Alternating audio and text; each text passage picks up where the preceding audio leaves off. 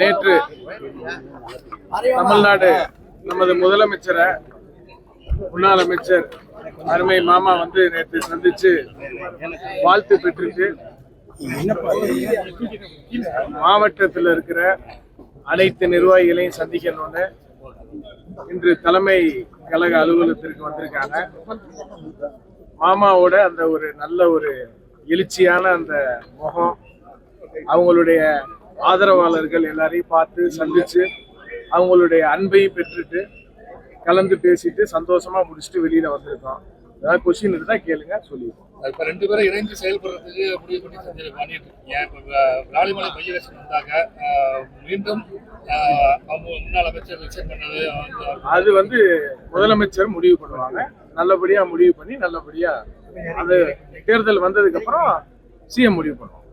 அப்போ சார் நீங்க வந்து இப்போ டிவிகளை ஜாயின் பண்ணிருக்கீங்க, உங்களுடைய மனநிலை எப்படி இருக்கு? நேற்றுக்கு சிஎம் பார்த்துட்டு வந்திருக்கீங்க. நேற்றே சொன்ன மனநிறைவோடு முதலமைச்சர் அவர்கள் வாஞ்சியோடு அன்போடு பாசத்தோடு வாழ்த்துக்களை சொல்லி எல்லாரையுமே அன்போடு அரவணைத்து மிக சிறப்பான நல்ல வாழ்த்துக்களை சொல்லி வரவேற்றார். அதனால் அது மனதுக்கு மகிழ்ச்சியும் மனநிறைவையும் கொடுத்தது என்று நேற்று சொன்னேன். அதே போல் இன்றைக்கு மாவட்ட கழகத்தில் நம்முடைய மாவட்ட கழகத்தில் தொடர்ந்து மன்றத்தில் இருந்து பயணித்த, தொடர்ந்து நம்முடைய மாண்புமிகு முதலமைச்சருடைய அன்பு தம்பியாக இருக்கக்கூடிய இந்த மாவட்டத்துடைய அமைச்சராகவும் மாவட்ட கழகத்துடைய செயலாளராகவும் தொடர்ந்து இந்த இயக்கத்தை இங்கே சிறப்பாக வழிநடத்தி கொண்டிருக்கக்கூடிய மரியாதைக்குரிய எங்களுடைய அன்பு மாப்பிள்ளை மாண்புமிகு என்னுடைய தொழிலாளர் மற்றும் திறன் மேம்பாட்டுத்துறையினுடைய அமைச்சர் அவர்களே இன்றைக்கு நம்ம தமிழக வெற்றி கழகத்துடைய மாவட்ட தலைமை அலுவலகத்தில் இங்கே சந்தித்து, அதேபோல் நிர்வாகிகளை எல்லாம் சந்தித்து அவர்களும் இன்றைக்கு அன்போடு வரவேற்று, தலைவர் போலவே நம்முடைய அன்பு மாப்பிள்ளையும் அன்போடு வரவேற்று பாசத்தோடு வரவேற்று, அதுபோல எல்லா நிர்வாகிகளையும், ஏன்னா புதுக்கோட்டையில் கிட்டத்தட்ட 90% அனைத்து இந்திய அண்ணா திராவிட முன்னேற்ற கழகத்துடைய நிர்வாகிகள், ஒன்றிய கழகத்துடைய செயலாளர்கள், சேர்மன்கள் எல்லாருமே இன்னைக்கு வந்தாங்க. எல்லாரையும் கிட்டத்தட்ட 2.5 மணி நேரத்திற்கு மேலாக அவர் பொறுமையோடு இருந்து எல்லோரையுமே சந்தித்து வாழ்த்துக்களை சொல்லி அவர்களுக்கெல்லாம் உற்சாகத்தை ஊட்டி இன்றைக்கும் இந்த நிகழ்வு மனநிறைவோடு இருக்கிறது. இந்த பயணம் தமிழக வெற்றி கழகத்தில் எங்களுடைய இந்த பயணம் நிச்சயமா வெற்றி கழகத்தில் வெற்றி பயணமாக அமையும்.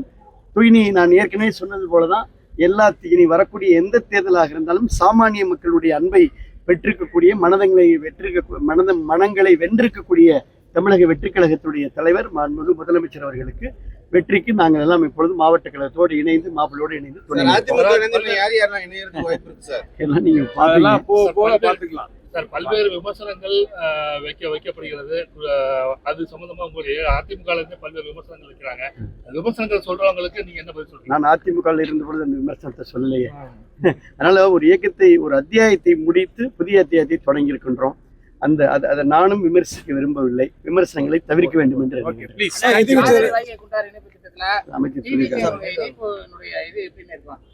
அனைத்து திட்டங்களும் முதலமைச்சர்கிட்ட எடுத்து சொல்லியிருக்கோம்.